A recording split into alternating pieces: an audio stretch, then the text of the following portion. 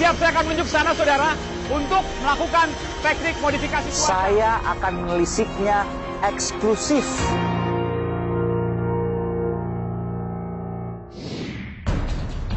Saudara, ada misteri yang belum terungkap. Dikatakan melukai harkat dan martabat keluarga. Rumah Magelang yang jadi saksi. Ada apa? Termasuk juga temuan uang ratusan miliar rupiah di rumah Irjen Verdi Sambo di Mampang, Jakarta Selatan. Saudara, saya Aiman Wicaksono. Saya akan menelisiknya eksklusif. PC ada di lokasi sejak di Saguling sampai dengan di Duren 3 dan melakukan kegiatan-kegiatan yang menjadi bagian daripada perencanaan pembunuhan terhadap Brigadir Joshua.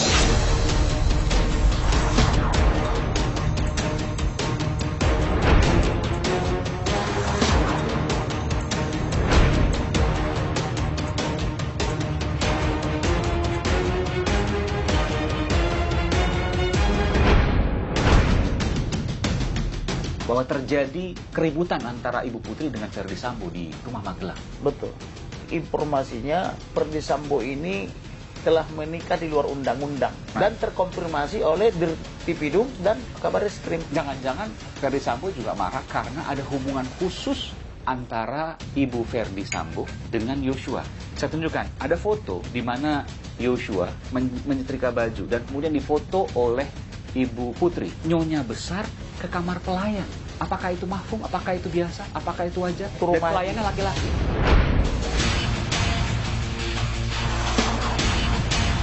Masa hanya karena hal tersebut dilakukan perencanaan pembunuhan terhadap Joshua? Kalau dia sudah tidak kuat melawan suaminya, biasanya dia mengancam. Ini kan sudah dalam keadaan emosi. Ibu Putri. Tapi ini analisis ya. Ini saya dapat info. Kemudian Tetapi yang jelas inilah diduga diancam, akan saya laporkan kau berikut dengan bisnis gelapmu.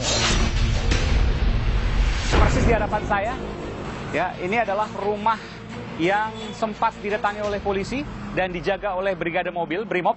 Di rumah ini, informasi yang saya dapatkan, saudara, terdapat uang ratusan miliar rupiah. Jadi benar 900 miliar rupiah ada di bunker dalam rumah di Jalan Bangka yang dimiliki oleh Verdi Sambo. Kalau ratusan itu tahu, tapi ada uangnya.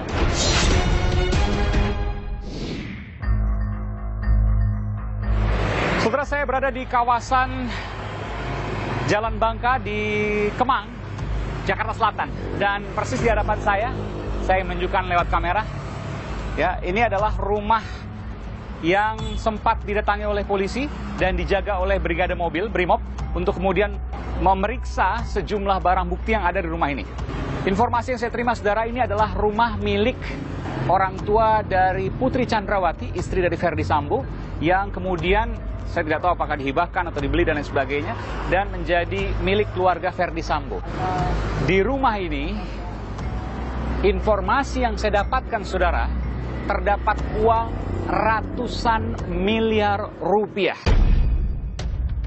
Bahkan disebutkan oleh beberapa pihak terkait dengan uang ratusan miliar itu disimpan dalam sebuah bunker.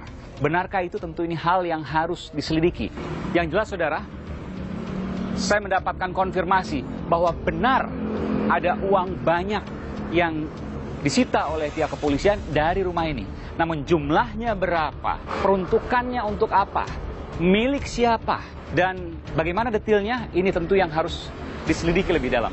Saya akan menuju sana, saudara, untuk melihat lebih dekat rumah di Jalan Bangka di Mampang atau Kemang, ya, Jakarta Selatan ini. Ini cukup private, saudara, ya. Jalannya buntu seperti di sana, jadi memang tidak terlalu banyak kendaraan yang lewat, yang lalu lalang. Ini pagarnya tertutup sekali, ada kamera, dan kamera saya lihat memang menyala karena infrarednya juga hidup. Saya coba untuk bertamu dalamnya, saya lihat ada mobil memang. Permisi, saya melihat ada 2 motor dan 2 mobil di luar. Saya sudah bel beberapa kali tapi tidak ada yang keluar, tapi saya lihat memang tetap ada yang menghuni karena masih ada mobil, motor, dan saya melihat ada pos di sana. Saya coba menuju ke sana, saudara, untuk melihat apakah ada yang jaga di sana atau tidak.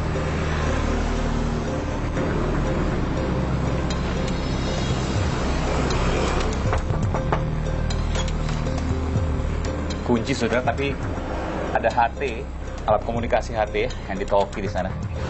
Dan ada anjing penjaga di sini yang berjaga di pos ini, tapi saya nggak tahu nih orangnya kemana, mungkin sedang keluar. Pak, yang jaga ini siapa, Pak? Nggak tahu, Pak. Nggak tahu ya. Saya sudah berapa kali saya ke tempat pos keamanan, saya membel tapi tidak ada respons.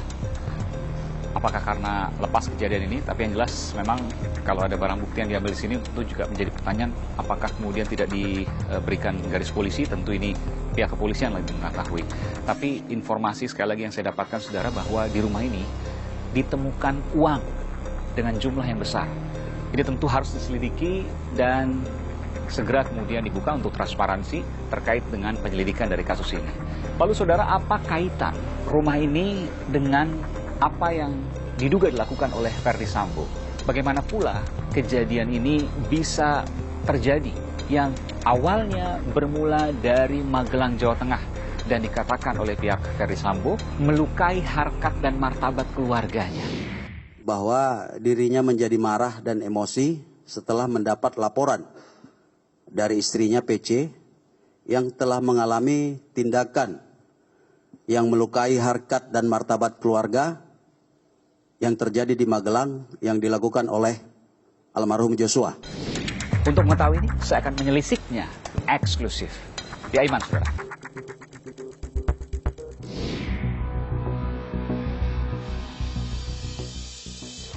Setelah mendapat laporan dari istrinya PC yang telah mengalami tindakan yang melukai harkat dan martabat keluarga yang terjadi di Magelang. Jadi artinya ibu itu normal-normal saja. Balik ke Jakarta juga normal. Kalau dengan Joshua atau almarhum tidak ada. Baik-baik saja.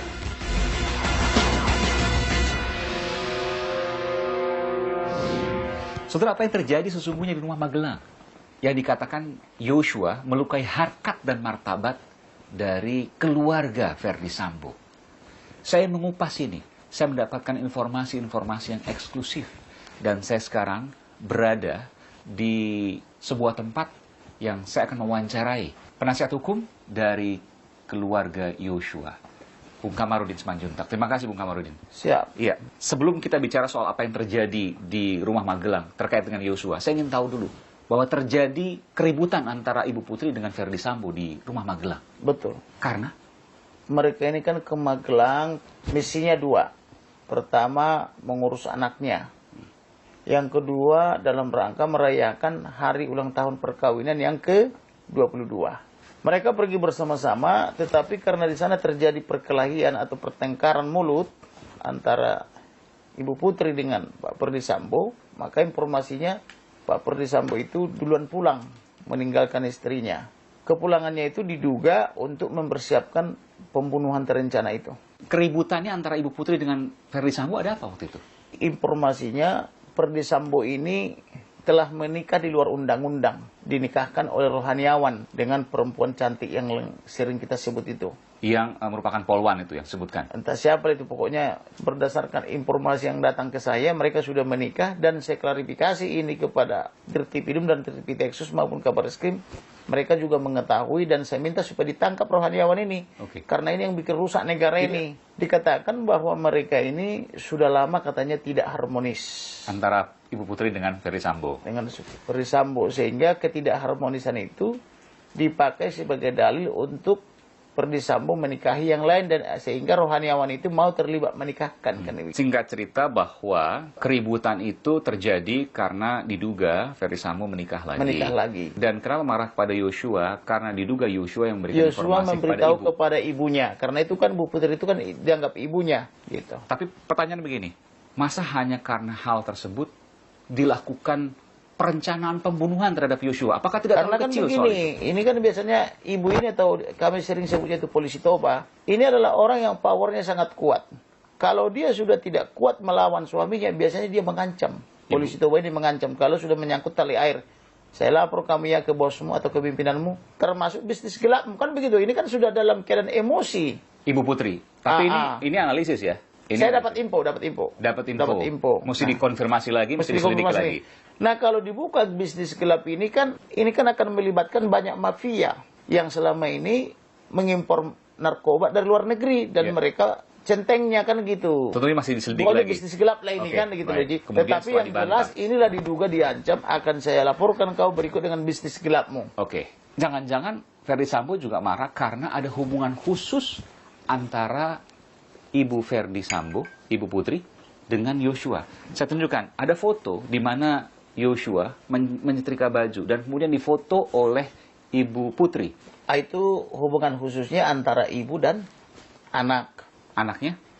Anaknya Pak Ferdi atau anaknya Ibu Putri. Jadi dia dianggap anak di situ. Oleh dua-duanya? Oleh dua-duanya. Karena Ibu Putri pernah memohon kepada bundanya Joshua di Jambi. Ibu Rosti? Ibu Rosti ya. Ibulah yang melahirkan, saya yang merawat. Kan gitu. Oh, sampai sebegitunya? Iya. Jadi ya wajar namanya dia sebagai anak, tentulah dia di situ punya kelebihan dibanding yang lain. Misalnya ya menyuci piring, memasak gitu ya, terus menyetrika baju anak-anaknya gitu loh. Kebetulan ini kan anak yang terampil karena berasal dari keluarga sederhana. Kan mohon maaf sebelum segitu, Bang. Tapi pertanyaan begini, nyonya besar ke kamar pelayan. Apakah itu mahfum? Apakah itu biasa? Apakah itu wajar? Ya namanya itu rumah. Dan pelayannya laki-laki. Jangan-jangan Ferdi Sambo juga marah karena ada hubungan khusus antara Ibu Ferdi Sambo, Ibu Putri, dengan Yosua. Saya tunjukkan, ada foto di mana Yosua menyetrika baju dan kemudian difoto oleh Ibu Putri. Nyonya besar ke kamar pelayan. Apakah itu mahfum? Apakah itu biasa? Apakah itu wajar? Ya namanya itu rumah. Dan pelayannya laki-laki. Dia itu yang punya rumah dan itu anaknya, apa salahnya? Di situ kalau kita lihat itu foto, Ibu Putri memotret Joshua sedang menyetrikai baju anak-anaknya. Betul. Di mana bajunya itu baju sekolah yang masih terlihat logo OSIS kalau nggak salah itu ya. Betul. Si Ibu Putri memotret dan mengirimkan ke adik Joshua. Namanya Reja, yang juga anggota Polri. Lihat nih abang kawin ini. Rajin kali pun. Multitalenta. Luwes sekali. Sampai bingung ngasih gajinya berapa. Kamu nggak datang ke sini bantuin abangmu. Artinya Ibu Putri masih mencandain adiknya supaya datang ke Magelang. Dan Ibu Putri tidak hanya dekat kepada Joshua, tapi dekat juga kepada adiknya. Terbukti tanggal 1 Juli 2022 sebelum mereka berangkat ke Magelang, adiknya ini diberi hadiah-hadiah yang hebat-hebat lah menurut saya. Bahkan dijanjikan kepindahannya ke Jambi supaya dekat mengurus ayah ibunya. Kira-kira gitu. Lalu apa yang salah di situ? Apakah ada kesalahan Ibu Putri karena dia dekat dengan Joshua dan adiknya? Abang membantah ketika ada pendapat yang menyatakan bahwa ada hubungan khusus antara Yosua dengan Ibu Putri. Hubungan khususnya itu ibu dan anak. Sehingga membuat yang lain cemburu. Hubungan mesra, kalau saya katakan boleh? Enggak, karena saya juga menganalisa WhatsApp-nya Joshua kepada ayah ibunya dan kepada kakak adiknya. Dia selalu membanggakan Pak Ferdi Sambo dan Ibu Putri. Dan mengatakan Ferdi Sambo ini sebagai ayahnya dan Ibu Putri sebagai ibunya. Saya ingin menanyakan tentu Pak, hubungan antara Brigadir Polisi Nofriansyah Yosua Huta Barat, Inspektur Jenderal Polisi Ferdi Sambo. Dekat hubungannya Pak? Mungkin Nofri pernah cerita almarhum? Almarhum ini selalu cerita bapak dan ibu itu baik gitu. Soalnya anak kita ini tidak pernah ini menceritakan kesulitan-kesulitan di pekerjaan. Dan dia pun di sana kerja kan 2,5 tahun sama Pak Ferdi Sambo. Dengan istri dari Ferdi Sambo, pernah ada cerita mungkin Pak yang bersangkutan? Cuman itulah dibilangnya, ibu itu pun sama bapak ya baik, selaku atasan dengan bawahan katanya. Itu makanya waktu kabar kematian dia kami sangat terkejut. Ternyata Joshua cerita kepada kekasihnya yaitu Pera. Kepada Pera diceritakan bahwa dia sudah diancam mau dibunuh pertanggal 21 Juni 2022. Dan ancaman pembunuhan itu begitu drastis sampai dia menangis terseduh-seduh. Dan itu terulang sampai tanggal 7 Juli. Itu waktu setrika itu setelah ribut dengan Ferdi Sambo atau sebelum? Ributnya ini kan sudah berkali-kali. Oke, tapi yang terbongkar itu di terakhir itu? Tanggal 2? Yang di Magelang. Tanggal 2. Jadi mereka merayakan ulang tahun pernikahan dulu, yang ke-22 baru ribut. Oh, runutannya seperti itu ya? Siap. Jadi siapa namanya Joshua juga masih mengawal perjalanan mereka dari Magelang ke Jakarta. Jadi kalau misalnya ada rancangan plan A pelecehan dan atau penodongan, masuk ke plan B tembak-menembak, masuk ke plan berikutnya kekerasan seksual atau pemerkosaan, itu tidak masuk akal karena tidak ada wanita yang berwasap ria kepada keluarga si pemerkosa. Pastilah dia emosi. Tapi yang terjadi adalah abang kau ini baik banget. Jadi nggak mungkin ketika dikatakan melukai harkat dan martabat keluarga. Ya mungkin saja, yaitu harkat martabatnya Perdi Sambo dengan wanita lain itu. Karena kan keluarga dia juga itu toh, walaupun ilegal. Apa begitu sering, begitu aktif untuk memolisikan Ibu Verdi Sambo, Putri Chandrawati? Kenapa? Ibu Putri ini kan sudah beri kesempatan. Saya menawarkan diri untuk wawancara dengan dia. Saya mau mendengar curahan hatinya. Ya. Karena kenapa? Karena Bu Putri ini di dalam hati dan pikiran daripada Bapak Samuel maupun Ito Rosti, Ibu Putri ini orang baik. Sehingga saya berpikir bisa saja Ibu Putri ini orang baik tapi berada di lingkungan yang jahat. Nah, saya mau memisahkan Ibu Putri dari orang-orang jahat ini. Gimana logikanya? Jadi dengan dia nanti dikurung dia akan ada kesempatan buat dia merenung. Supaya dia terpisah dari kegelapan. Karena gelap dengan terang tidak bisa bersatu.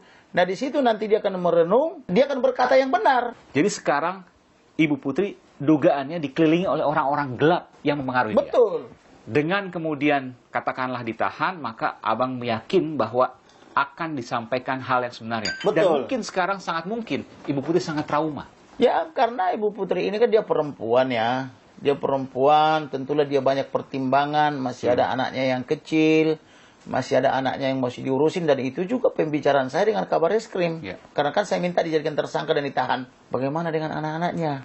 Dia punya anak 4 kalau nggak salah ya. Betul. Saya bilang begini. Untuk kebaikan saya adopsi anaknya. Saya berjanji saya sekolahkan. Sampai sekolah yang paling tinggi yang dia mau. Abang katakan seperti Saya katakan begitu. Dan saya punya kemampuan untuk itu, walaupun saya tidak kaya. Yang penting, Ibu Putri ini terbebas dari gurita kejahatan itu. Dan dia punya kebebasan untuk mengatakan sesuatu. Saya mendapat informasi juga, Bung Kamarudin meragukan CCTV yang beredar. Kami punya di Harian Kompas. Ya meragukan lah, karena Kenapa? begini.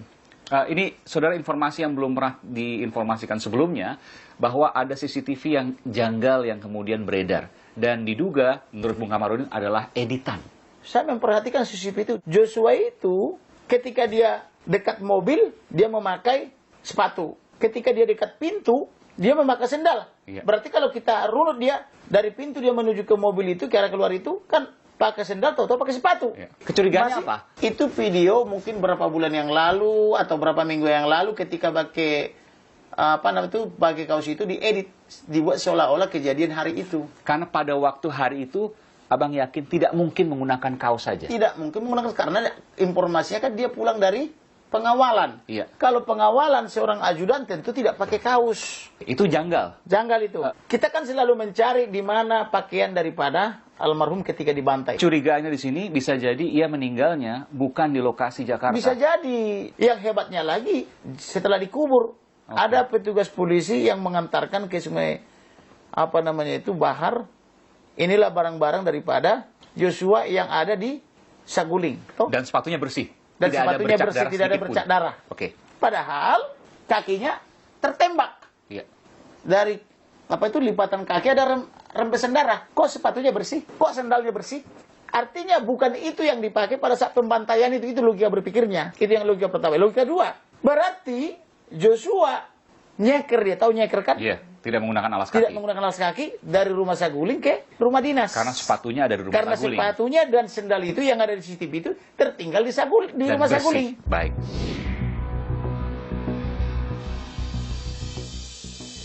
Setelah mendapat laporan dari istrinya PC yang telah mengalami tindakan yang melukai harkat dan martabat keluarga yang terjadi di Magelang. Jadi artinya ibu itu normal-normal saja. Balik ke Jakarta juga normal. Kalau dengan Joshua atau almarhum tidak ada. Baik-baik saja.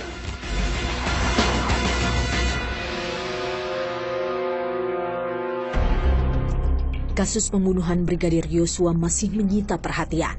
Motif pembunuhan pun menyisakan banyak pertanyaan, terlebih soal kejadian di Magelang. Verdi Sambo mengakui Peristiwa di Magelang membuatnya meradang hingga terjadi petaka berdarah 8 Juli lalu.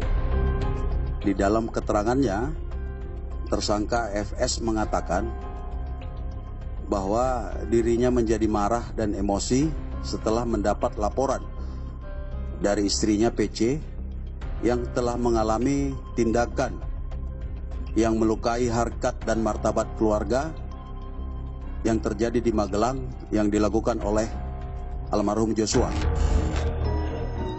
Tindakan apakah yang disebut melukai harkat dan martabat keluarga? Entahlah. Kabar Reskrim Polri, Komjen Agus Andrianto bahkan mengatakan, yang tahu peristiwa di Magelang hanya Tuhan, almarhum Yosua, dan Putri Sambo. Hal menarik justru diungkap pengacara keluarga almarhum Yosua. Si ibu juga pulang dari situ happy. Happy-nya si ibu bagaimana Ibu Putri? Dia masih berwasap ria dengan adik daripada almarhum. Dengan cara memotret almarhum lagi menyetrika baju. Almarhum menyetrika baju anak-anak daripada Ferdi Sambo maupun Ibu Putri. Nah, artinya di situ Ibu Putri tidak ada masalah toh? Tidak tergoncang toh? Peristiwa pembunuhan Yosua terus menggulirkan bola panas. Sampai-sampai mengarah ke dugaan konspirasi gelap melindungi bisnis perjudian. Alhasil, Kapolri bereaksi. Kapolri mengancam akan mencopot anggotanya yang terlibat. Jadi saya ulangi, yang namanya perjudian, apakah itu judi darat, judi online dan segala macam bentuknya harus ditindak. Saya tidak akan memberikan toleransi kalau masih ada yang kedapatan, pejabatnya saya copot. Saya tidak peduli, apa itu Kapolres, apakah itu Direktur, apakah itu Kapolda, saya copot. Sejalan komitmen Kapolri, sikap tegas Polri mengusut kasus pembunuhan Yosua terus ditunjukkan. Terbaru, Polri menetapkan istri Ferdi Sambo Putri Chandrawati sebagai tersangka pembunuhan berencana terhadap Yosua. Penyidik juga telah melaksanakan pemeriksaan mendalam dengan scientific crime investigation, termasuk dengan alat bukti yang ada, dan sudah dilakukan gelar perkara, maka penyidik telah menetapkan saudari PC sebagai tersangka. Motif masih misteri. Soal asmarakah? Atau ada tindak pidana lain di baliknya? Publik terus menanti. Muruah institusi Polri jadi taruhannya. Soal uang 200 juta dari 4 rekening Yosua yang kemudian ditarik dan masuk ke salah satu tersangka. Abang nggak mau menyebutkan siapa tersangka itu? Tersangka RR. Kenapa? Atas perintah FS. Untuk apa uang 200 juta itu? Nah, setelah dia meninggal, maka atas perintah FS, uang itu dipindahkan ke rekening Ricky Rijal untuk penyamaran. Dan diduga dari Ricky Rijal barulah mengalir ke FS. Atau si pemberi perintah. Kan akhirnya gitu. tetap ke FS. Ya. Untuk apa? Kan bagi Ferdi Sambo ya namanya kecil. orang rakus selalu kekurangan duit. Dan itu Anda laporkan sebagai sebuah dugaan tindak pidana pencurian. Tindak pidana pencurian dan kekerasan, yaitu 362, Junto 365, Junto TPPU. Tindak pidana pencurian uang. Kalau predikat krimnya adalah curas, pencurian, kekerasan, baru setelah terbukti curas ini nanti, barulah masuk ke TPPU, ancamannya 20 tahun. Begitu loh. Apalagi disertai dengan pembunuhan, kan begitu. Jadi, di sini ada kejahatan perbankan. Libatkan PPATK, supaya terang. Karena kalau di sana terus yang menyidik, you tahu nggak? Jenderal Bintang 3 sudah curhat ke saya kok. Abang aja yang terlalu berani katanya, karena kau sudah tidak ada lagi syarat ketakutan, katanya saya. Terus kenapa bang? Kami aja ketakutan katanya. Gua bingung, kenapa kalian takut? Bukannya harusnya mafia yang takut sama kita? Bercanda kali ngomongnya bang. Ya nggak tahu saya. Bercanda, tapi kenapa sampai banyak yang jenderal-jenderal mengatakan itu kepada saya? Apa curiganya? Ya karena mereka tidak tahu siapa teman, siapa lawan. Ada di belakang kekuatan besar. Karena Ferdi Sambo ini kan biar bintangnya 2. Ada orang lain yang backup dia. Sebagai contoh nih, saya mau nge-WA bukti dari handphone saya ke handphonenya para penyidik. Oke, polisi penyidik berarti. yang ketakutan. Kenapa? Ya takut katanya handphone mereka itu juga dipantau oleh hantu itu. Oleh kekuatan besar. Iya, hantu yang tidak kelihatan. Yang kita lawan ini kan iblis yang tidak ada darahnya. Dan ada juga penyidik yang menolak bukti. Karena ditolak bukti, saya kasih tahu ke media. Supaya masyarakat Indonesia tahu. Kenapa masyarakat Indonesia harus tahu? Karena pemilik negara ini atau pemegang saham atas negara ini adalah kita semua. Supaya pemegang saham tahu bahwa sekarang lembaga-lembaga negara ini sudah disandra oleh mafia. Apa itu mafia korupsi, mafia narkoba, mafia judi, mafia miras, mafia perdagangan. Jadi betul apa yang disampaikan oleh Pak Mahfud, ada kerajaan Sambo di sini? Ya memang ada. Dia baru ngomong kemarin. Saya baru udah ngomong dari awal, dari bulan Juli.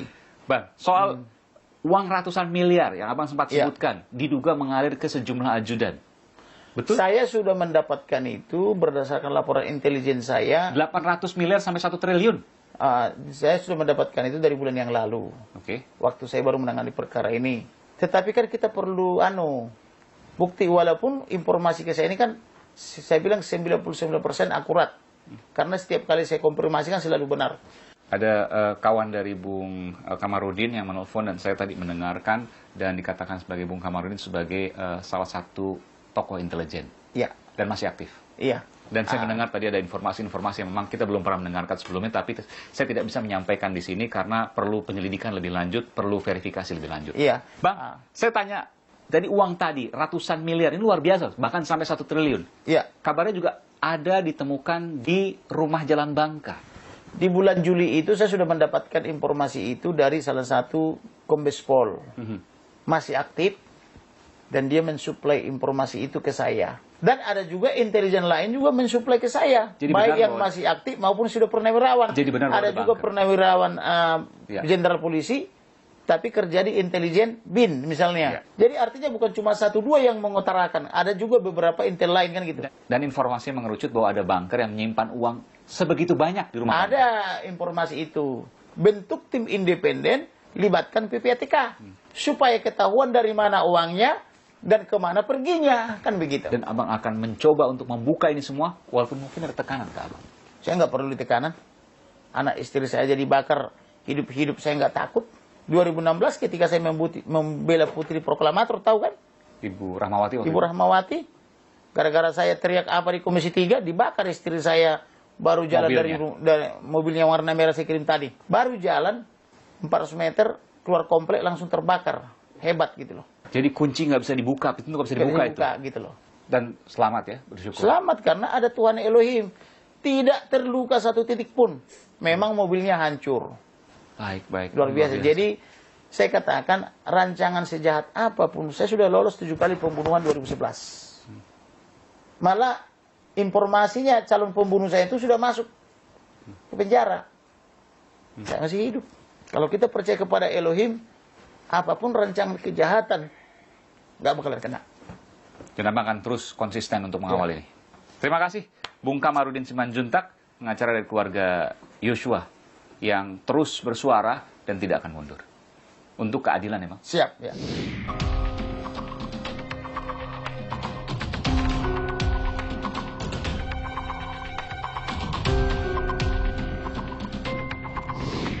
Saudara, untuk mengungkap apa yang ada di rumah Bangka dan apa yang terjadi dengan CCTV, tentu ini merupakan proses penyelidikan polisi. Tapi saya mendapatkan informasi bahwa Kompolnas sempat menanyakan hal tersebut ke pihak kepolisian, penyidik, bahkan Kabar Eskrim.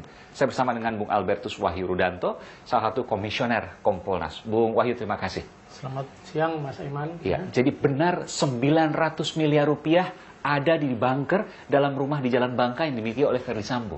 Benar atau tidak kami tidak boleh memastikan, tetapi memang ada info, ada uang.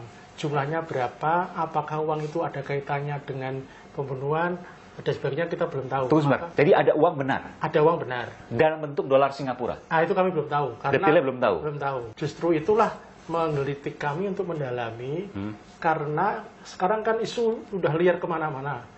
Ketika itu ada uang, apakah ada kaitannya dengan pembunuhan atau kaitannya dengan Satgasus, itu lalu menjadi problem kita Kompolnas, karena ini nanti akan menyangkut institusi, itu yang menjadi concern kita. Oleh karena itu logika masyarakat berkembang ketika waktu ada penggeledahan, maka banyak BRIMOB karena ditakutkan ada serangan balik. Kalau BRIMOB hadir, karena begini, Pak Sambo ini kan pejabat utama.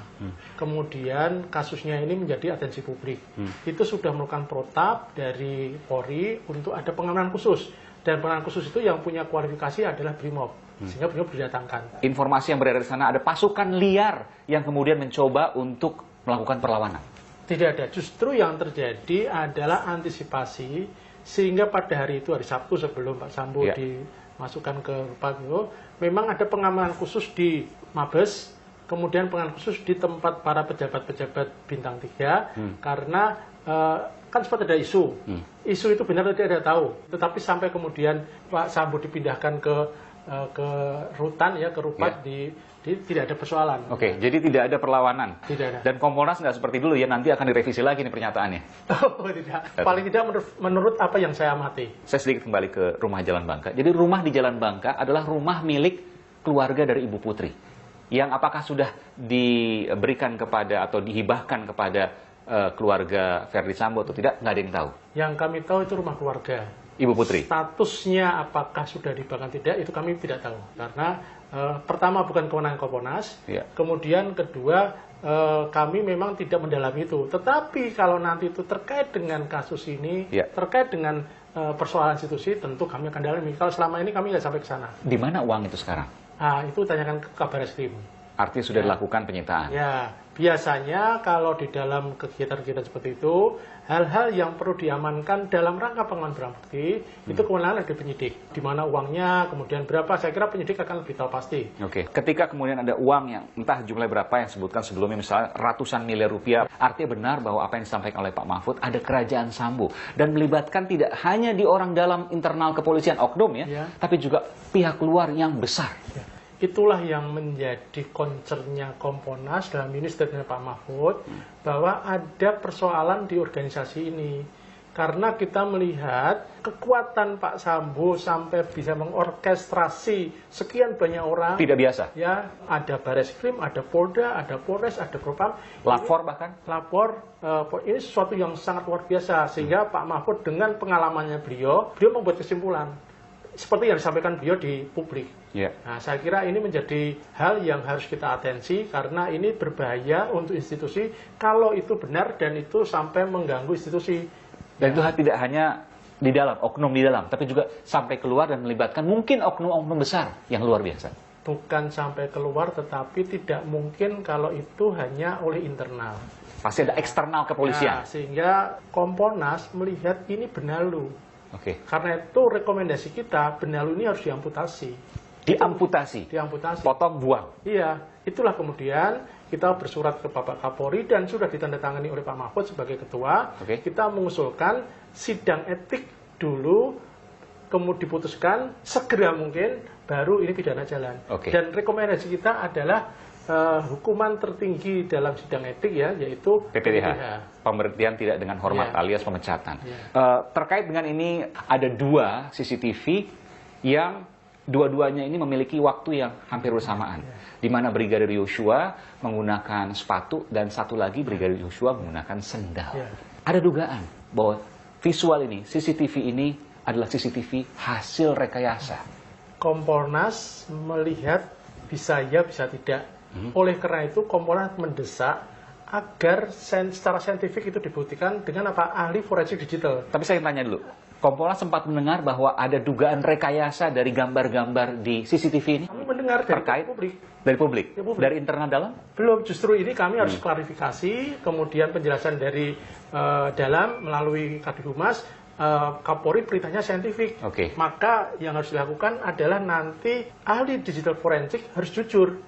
Karena kalau nggak jujur, ini pertaruhan kredibilitas keahliannya. Termasuk saya juga yakin bahwa Pak Wahyu Rudanto mahfum di bidang kepolisian dan banyak kemudian pengalaman di sini. Saya ingin tanya, apakah mungkin biasa bahwa pengawal ketika misalnya yang dikawal itu menggunakan patwa, lalu kemudian yang dikawal VVIP-nya adalah Ibu Putri pada waktu itu menggunakan baju rapi, lalu pengawalan dilakukan oleh Brigadir Yosua dengan hanya menggunakan kaos dan jeans. Pengawalan itu bisa terbuka, bisa tertutup. Pengawalan tertutup itu biasanya dilakukan seolah-olah tidak ada pengawalan, tapi ada pengawalan. Dan ini kan bukan tertutup, kan ada patwal? Belum tentu.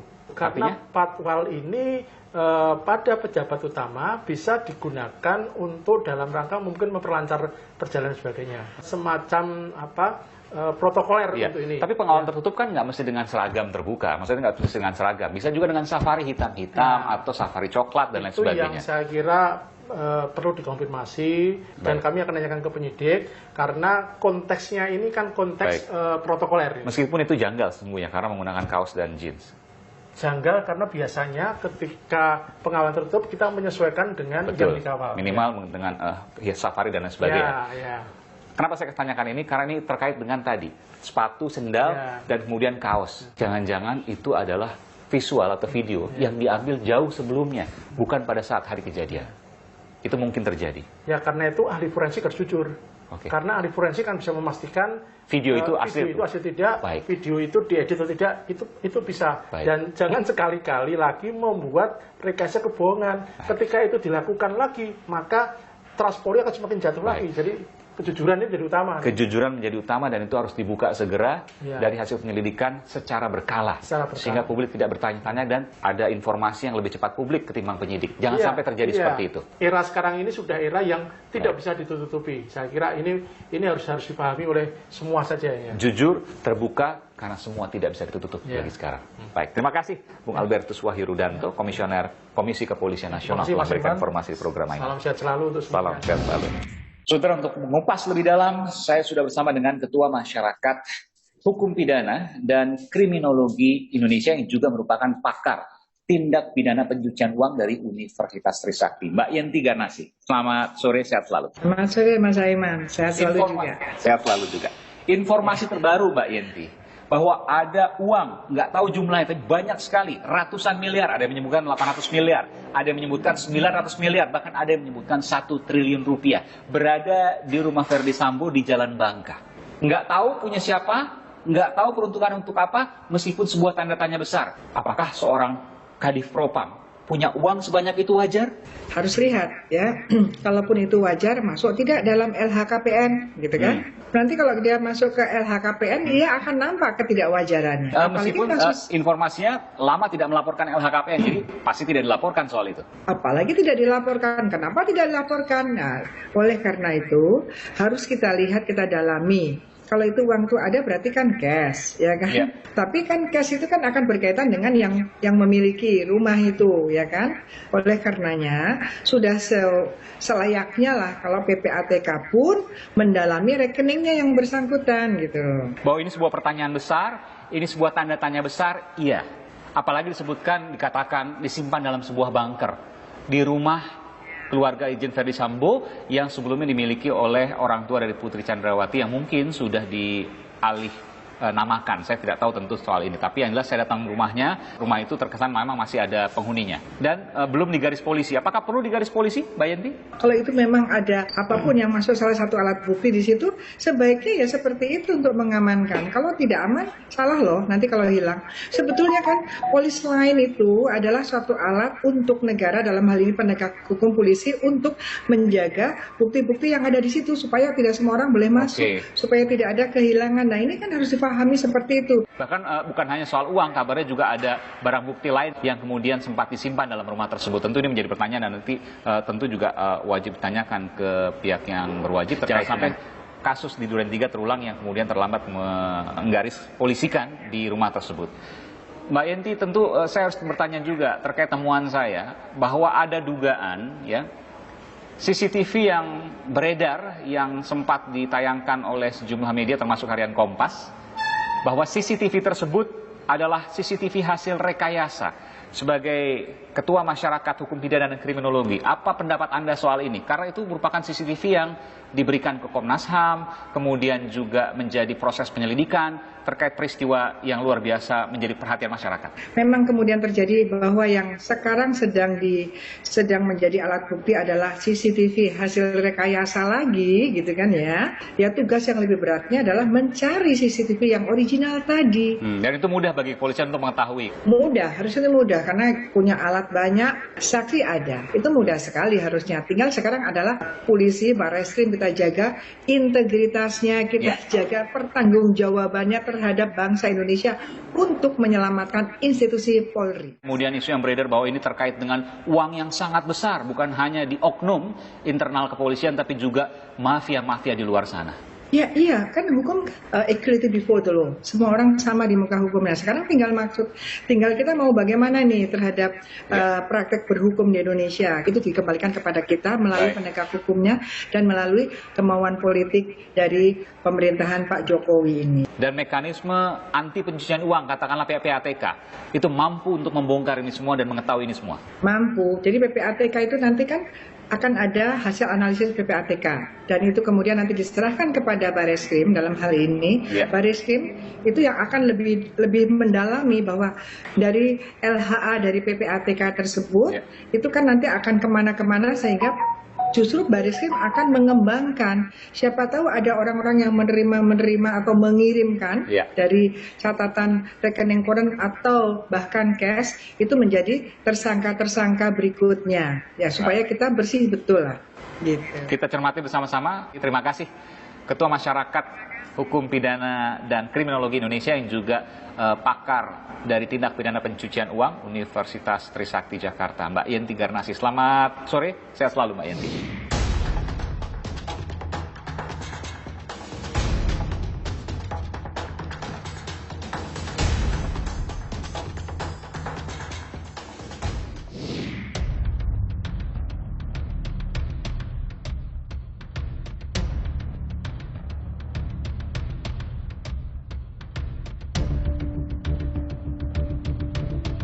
Saudara, satu kasus berkembang menjadi banyak.